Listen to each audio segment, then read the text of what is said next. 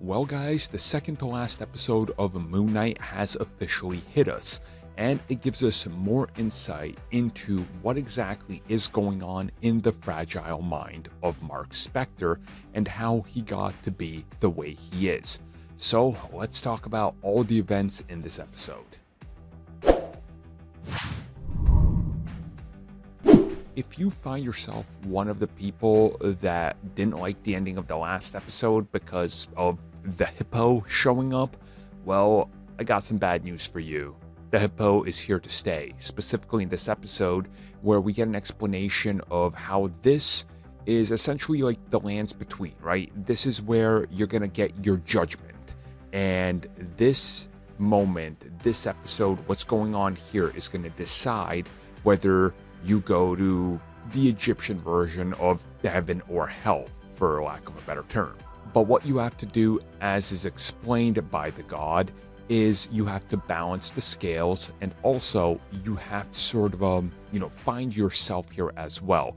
And this is where we get the revelation of how Stephen Grant was created. And throughout the episode, we're going to see Stephen and Mark battle it out, and Mark trying to hide the truth from him.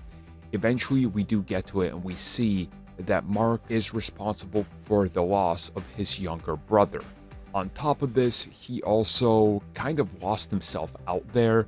He of course became Moon Knight due to a operation that went bad in the desert, because again, he was a mercenary, and they do mention Bushmaster, which is pretty awesome. They also just show us how he actually decides to become the avatar for Khonshu, as his life is pretty much over. He literally is about to take the last bullet. So again, there's a lot going on here, but the big revelation is the fact that Stephen was created in need of Mark Spector needing an escape, because he was created out of the necessity of trying to hide from the real world, because his mom was rather abusive to him, and it's because she feels that he was responsible for the loss of his younger brother, because when he took him to a cave, it started raining, and obviously you could figure out what happened to his brother.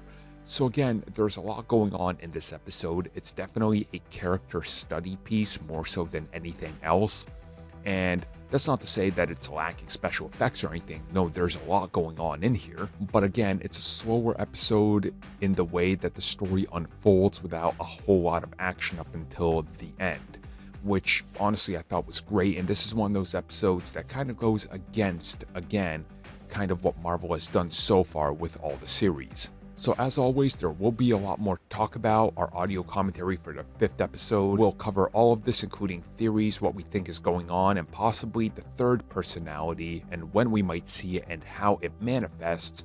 And also, if you join right now, you get this episode, next one, multiple commentaries coming after it, and all the episodes before, including 140 commentaries. So hopefully we see you there.